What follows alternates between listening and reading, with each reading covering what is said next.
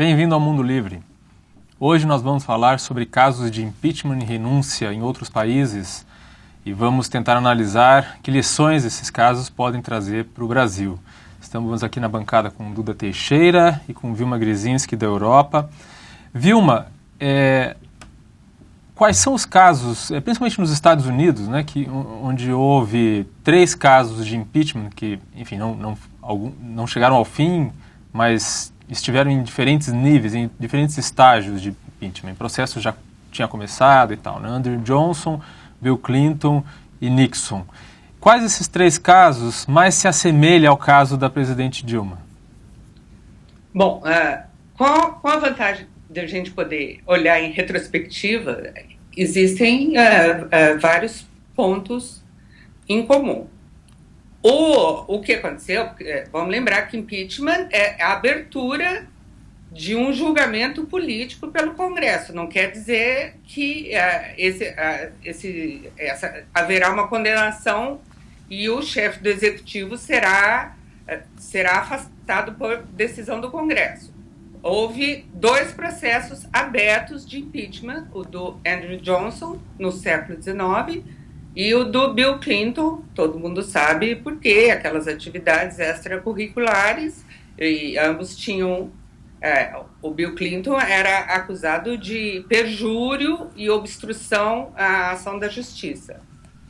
O Andrew Johnson estava em todos os códigos, todos os artigos que incluem delitos de funcionários públicos e do executivo, e ambos, o impeachment foi aberto e não foi, e o afastamento dos 2 presidentes não foi aprovado. O caso do Richard Nixon, evidentemente, é o mais conhecido, porque ele renunciou. Vamos só relembrar o que aconteceu, porque tem que voltar lá para o caso Watergate. Assessores do Nixon, segundo todo mundo, os historiadores concordam, hoje Nixon não sabia, mandaram botar uns grampos lá na sede do Partido Democrata, que era no prédio Watergate, que hoje não existe mais, foi derrubado. E começou, como eles foram flagrados por acaso e logo identificados a conexão que tinha com o Comitê Republicano, começou um processo para acobertar esses crimes. Sabe o que é acobertar crime, Joe? Você sabe, né? Você nomeia alguém ministro. Não, vamos voltar para Nixon. Isso eles não fizeram lá. Então, o Nixon fez muita coisa feia, assim, foi se descobrindo. Aliás, haviam sido feitos pedidos de abertura de impeachment contra ele antes de Watergate, só que não prosperaram. O Nixon, o que foi que levou à renúncia dele? A certa altura, ele tinha que entregar, porque os presidentes americanos gravavam todas as suas reuniões com objetivos históricos. Ele foi intimado a entregar essas gravações. O processo ainda estava em nível de comissão de justiça, de investigação por promotor especial, nesse nível ainda dá. E ele mandou as fitas faltando, naquele tempo era fita, literalmente, 18 minutos e meio. Se concluiu que a secretária disse que tinha, coitadinha, disse que tinha apagado sem querer, era mentira, ele foi intimado a entregar o total das fitas sem nenhum corte. Ele apelou para a Suprema Corte dizendo que ele devia ter uma imunidade, porque em princípio não tem imunidade. Ele apelou dizendo que em inglês se chama privilégio executivo, para cobrir para imunidade presidencial. Ele apelou, o promotor, o juiz que estava investigando o caso, também apelou. Então, a Suprema Corte foi uma das decisões mais importantes. Foram 8 membros, porque tem 9, mais um que já tinha sido, acho que, vice-ministro da Justiça do governo Nixon, falou que ele não podia, não tinha isenção para julgar e ficou fora. A Suprema Corte, os 8 integrantes, incluindo o presidente, o Warren Burger, concluíram unanimemente, porque eles sabiam da importância disso, sabiam que a hora que aparecessem essas fitas ia ser a queda do Nixon. Eles concluíram, numa opinião famosa, que foi citada pelo juiz que investiga, o juiz da Lava Jato, desculpa, não investiga, dizendo que o Nixon só tinha, os advogados dele, de defesa, só tinham invocado o direito à imunidade presidencial. Então, a Suprema Corte considerou, primeiro, que quem resolve questões referentes à justiça é o Poder Judiciário, não é o Executivo. Isso já estabelece quem é que pode dizer se as fitas podiam ou não ser divulgadas. Segundo, o Nixon não invocou nenhum segredo de Estado. Importante, mesmo que ele tivesse invocado, as fitas seriam ouvidas primeiro em câmera, ou seja, não seriam divulgadas, seriam ouvidas pelo juiz em segredo de justiça. Então, o Nixon, quando perdeu completamente nessa decisão histórica, o presidente da Suprema Corte, a maioria dos seus integrantes era formada por juízes conservadores, nomeados por presidentes republicanos. 16 dias depois dessa decisão histórica da Suprema Corte, o Nixon renunciou. Então, isso dá uma ideia dos pontos em comum e dos pontos únicos que cada um desses casos tem. Duda, quais são as semelhanças que você vê? Você vê alguma semelhança? Claro que a justificativa jurídica para o processo de impeachment da presidente Dilma é diferente da justificativa que se usou no caso do Clinton e na justificativa que estava sendo discutida no caso do Nixon. Mas tem alguma outra semelhança? Uma acusação que aparece é a de obstrução da justiça, né? Então, no caso do Bill Clinton, o advogado dele, que é o Vernon Jordan, ou a secretária dele teriam tentado influenciar a Monica Lewinsky para mentir no tribunal, alguma coisa assim. No caso do Nixon, também aparece obstrução de justiça. A Vilma comentou essa história das fitas, né? Então, assim, ele nega entregar esse material ou entrega isso ditado, né, parcialmente, mas ele também manda parar com a investigação, né? E ele tenta super interferir, né, nesses depoimentos, né, das testemunhas, comprando silêncio, ou tentando induzir, influenciar as pessoas e tudo mais. Então, acho que a obstrução de justiça é uma coisa que aparece aqui, aparece nesses 2 casos também. Vilma, no Brasil, um dos argumentos que se usa para desqualificar o processo de impeachment é o de dizer que é um golpe. Essa acusação também era feita nesses casos que você falou nos Estados Unidos, quer dizer, quem defendia o Clinton ou quem defendia o Nixon também dizia que estava se tentando buscar esse caminho de afastamento como uma forma de golpe? Havia essa acusação? Não a palavra golpe, mas o uso político, obviamente, que são partidos diferentes e cada partido defende o seu presidente. Mas, de alguma maneira, sim, sempre os partidários do presidente que vai sofrer o processo de impeachment dizem que isso está sendo usado politicamente para derrotar um presidente que foi eleito pelas urnas. Isso é comum.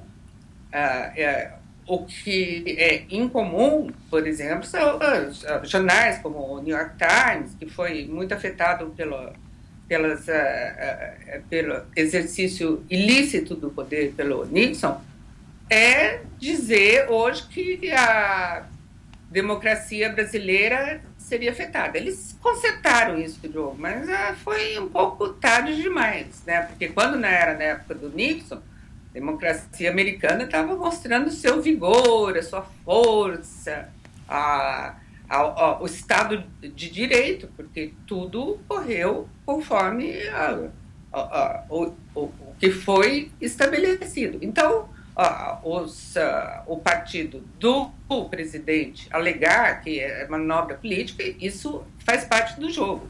E aqui nas nossas pobres condições, né, a gente usa a palavra golpe, mas assim, isso é do jogo enquanto ninguém estiver dando golpe, né? Por exemplo, se é uma situação política grave para invocar poderes excepcionais, daí vira golpe. Né? Pode espernear à vontade desde que não vá contra a lei, né? Reconhecido pelo direito. Exato. Jus esperneante. Duda, na América Latina houve 4 casos de impeachment, é isso? Assim, desde o impeachment do Fernando Collor aqui no Brasil em 92, eu contei 4 casos. Quais são os casos? Então, o do Carlos Andrés Pérez, na Venezuela, em 93. Depois tem o do Equador, do Abdalá Bucaram, em 97. Em 2000 tem o do Alberto Fujimori no Peru. Em 2012 tem o Fernando Lugo no Paraguai. E algum desses casos pode ser classificado como golpe? Um só, que é o do Abdalá Bucaram no Equador, que é o Congresso faz a votação, consegue a maioria do Congresso, pede para ele sair, né? Pede o afastamento? Pede afastamento, só que era necessário 2/3, e o Congresso não consegue os 2/3 e vai lá e pede para os militares tirarem ele. Tá? Entendi. Os outros 3 casos, o Congresso consegue os 2/3 e eles saem. Né? E aí o afastamento se dá dentro do que é previsto na Constituição. Né? O caso do Lugo, por exemplo, em que a palavra golpe foi usada não apenas no Paraguai, aliás, menos se usou no Paraguai do que no resto da América Latina, né? No Brasil, o governo brasileiro e outros governos do Cone Sul, os governos ditos bolivarianos, né, usaram a palavra golpe para esse caso. Dá para considerar isso? No caso do Paraguai, você tem razão nisso, a Cristina falou em golpe suave, né? Mas não de maneira alguma, quer dizer, o Lugo tem um momento que o Lugo é eleito numa coligação que é o Partido Liberal, Radical Autêntico, tem esse nome estranho, com o grupo dele, e ele consegue a maioria, mas logo isso não demora muito, ele já meio que ignora essa base parlamentar dele, e depois o Paraguai, aos poucos, vai começando a ficar um país mais violento, né, com os camponeses se armando cada vez mais, e um desses episódios é o que acontece, um tiroteio, morrem 11 agricultores, 6 militares, e o Lugo vai lá e promove o general que estava responsável por isso. Então, quer dizer, ele é visto claramente como um dos responsáveis por esse massacre que acontece, e aí o impeachment acontece em questão de dias. Mas foi a justificativa para o impeachment poderia ter sido qualquer outra, não é? Porque o problema do Lugo mesmo é que ele estava completamente sem base, sem apoio, ele não tinha, quer dizer, não tinha nenhum ambiente político, quer dizer, o ambiente político foi o que derrubou o Lugo, não é? E a minha sensação é que, uma vez que toma-se essa decisão de vamos afastar o Lugo, o que você tem eles olham para trás e fazem uma listinha de coisas, tá? Então, assim, ele governou de uma maneira imprópria, negligente, e ele é um responsável pelo massacre, ele tinha autorizado um ato político dentro de um quartel das Forças Armadas, tem uma questão também do Mercosul, que ele queria incluir a Venezuela, quer dizer, meio que olha-se para trás e se juntam algumas coisas, tá? Entendi. Mas, de fato, assim, esse caos que aconteceu no campo paraguaio, e isso eu acredito, o Lugo é corresponsável por isso daí. E foi quase unânime, não é? O afastamento. Foi impressionante, porque o Congresso são 77, só um votou por manter o Lugo, e no Senado eram 43, você tem 4 apoiando o Lugo. Quer dizer, de 120 votos na Câmara e no Senado, ele consegue 5. E lembrando, só para fechar esse caso do Paraguai, lembrando que quem tentou mesmo dar um golpe no Paraguai foi o Nicolás Maduro, que era então chanceler da Venezuela, não é, claro, Duda? Claro. E que foi até o Paraguai e falou para os militares para eles colocarem as tropas nas ruas, não é isso? E ameaçou, se vocês não cercarem o Congresso, vocês vão ser demitidos agora, né? E aí você tem os militares respondendo, não, mas eu sou um militar do Paraguai, não da Venezuela, né? E tem até um momento que um senador fala, eu vou pegar a Constituição, eu vou pegar para vocês uma carta que se chama Constituição para ler para vocês que a gente está fazendo tudo direitinho, né? Então, claramente, os deputados, senadores e os militares paraguaios evitam o Maduro fazendo um golpe de Estado. Vilma, um outro caso muito interessante é o do Peru, né, do Fujimori, né, que teve até uma renúncia por fax. Como é que foi isso? É incrível porque a gente fica completamente tomado pela sucessão de acontecimentos no Brasil, mas vamos lembrar que no Peru foi mais delirante ainda, porque o Fujimori o impeachment foi aprovado por um congresso que se reuniu escondido, porque ele tinha acabado de dissolver o Congresso. Tinha essas revelações que vinham à tona, porque você sabe, o Diogo, o Fujimori tinha um Rasputin, sabe? Era um Rasputin chamado Vladimiro Montesinos, que era o incrivelmente poderoso, corrupto e venal chefe das operações de inteligência. E quando que ele conseguia simultaneamente, olha só, simultaneamente, ele combatia o Sendero Luminoso com grande apoio do povo peruano, que o Sendero Luminoso, aquele grupo armado maoísta, foi uma desgraça para o Peru. E, ao mesmo tempo, ele fazia contrabando de fuzis para as Farc. Se a gente acha que a gente vive no delírio, vamos lembrar que aqui o nosso meio ambiente é naturalmente delirante. Então, o Fujimori dissolveu o Congresso, e eles já tinham ocupado, como que eles chamam mesmo? É mídia, né? Essa ocupado palavra a mídia. É mídia. Quando você vê a palavra mídia, sai correndo, viu? Não vem coisa boa daí. Então, eles já tinham ocupado totalmente a mídia e, mesmo assim, vieram à tona tapes em que o Montesinos aparece pagando para deputado apoiar. Você sabe que tem político que paga para deputado apoiar? Isso é uma coisa assim... Sério? Onde mais isso aconteceu, além do Peru? E eles filmaram o cara fazendo isso. Então, foi aquela situação, foi não crescendo.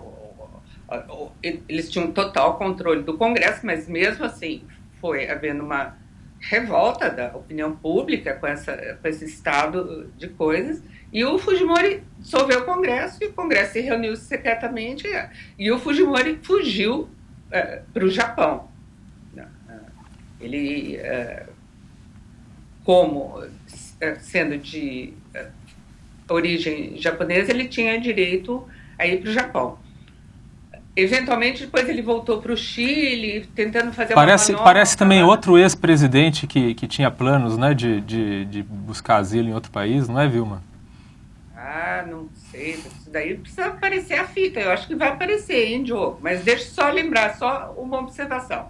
Em relação à intervenção do Nicolás Maduro e aquele outro, como é que é? Acho que chamava de chanceler do Brasil, né? Um cara patriota. Os paraguaios identificaram imediatamente que o Maduro e seus companheiros eram uma contrafação, eles eram falsificados, eles não tinham poder.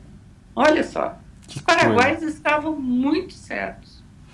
Duda, uma coisa importante, outro argumento que se usa, não é, para desqualificar um processo de impeachment, que é algo que é previsto na Constituição, é a de dizer que quem está fazendo o processo, quem está liderando o processo de impeachment, é mais sujo do que quem está sendo alvo do impeachment.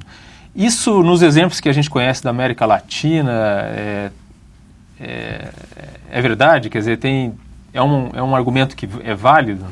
Então, no caso do Lula, que a gente comentou há pouco tempo, quer dizer, isso seria dizer que praticamente todos os deputados e senadores seriam corruptos, alguma coisa assim. E não é assim, né? Quer dizer, o Paraguai, a gente tem uma imagem, há um preconceito contra o Paraguai, mas a política do Paraguai também está muito ligada com esses pequenos proprietários, com uma classe média que sim, pede democracia, pede instituições, tá? Embora tenha um passado, que a gente, Alfredo Stroessner, né, tudo mais, que realmente é coronelista, né, ditadora, militar e tudo mais, mas isso está mudando, né?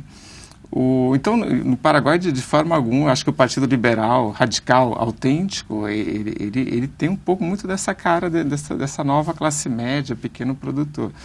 No Peru também é a mesma coisa, quer dizer, o Fujimori manda uma renúncia por fax de Tóquio, o Congresso recusa isso e faz uma votação. E na votação é tipo 60 e tantos pedem um afastamento, 18 só pedem para ficar. Então, quer dizer, é uma maioria muito grande. O Carlos Andrés Pérez também, e era muito claro esse caso na Venezuela de corrupção dele, né? Uhum. Ele manda fundos públicos para a Nicarágua, para a Violeta Chamorro, para a campanha dela. Ele chega até a mandar policiais, 40 policiais, e a Suprema Corte vai atrás disso e, inclusive, pede a prisão dele, né? Então, assim, quer dizer, é claro que também esse momento na Venezuela é um momento complicado e que várias denúncias de corrupção depois vão acabar com a eleição do Chávez, que chega como dizendo assim, olha, eu vou acabar com isso, né?